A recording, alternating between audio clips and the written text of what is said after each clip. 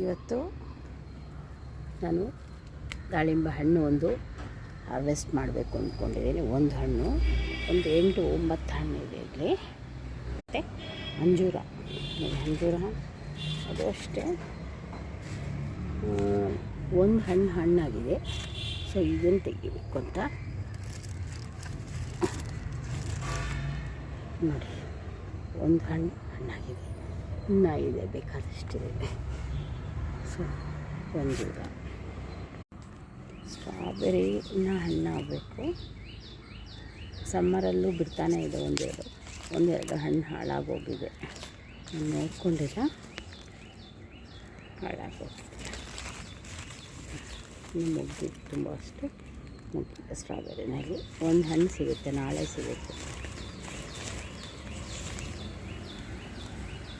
ಸಪೋಟ ಒಂದು 4-5 ಇದೆ. ಮಲಬರಿ ಇದೆ ನೋಡಿ, ಮಲಬರಿ ಬಿಡಿಸ್ತೀನಿ. ದಿನ ಒಂದು 3-4 ಸಿಗುತ್ತೆ ಮಲಬರಿ. ಮತ್ತು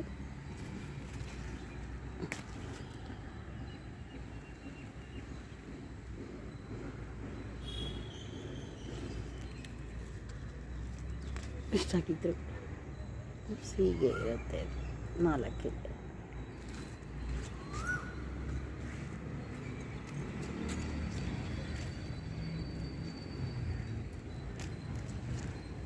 ಅದಾದಮೇಲೆ 7 ಸುತ್ತಿನ ಮಲ್ಲಿಗೆ ಹೂವಿದೆ.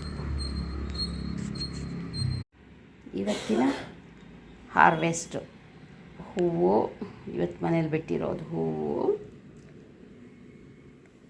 ಮತ್ತು ಮೆಣಸಿನ್ಕಾಯಿ, ಅಂಜೂರ, ಟೊಮೆಟೊಕಾಯಿ ತುಂಬ ಬಿಟ್ಟಿದೆ. ಇನ್ನು ಇಷ್ಟು ಮಾತ್ರ ಬಿಡಿಸ್ಕೊಂಬಂದೆ. ಕರಿಬೇವು, ಇವತ್ತಿಗೆ ಬೇಕಾಗಿದ್ದ ಕರಿಬೇವು. ಇದಿಷ್ಟು ಇವತ್ತಿನ ಹಾರ್ವೆಸ್ಟ್.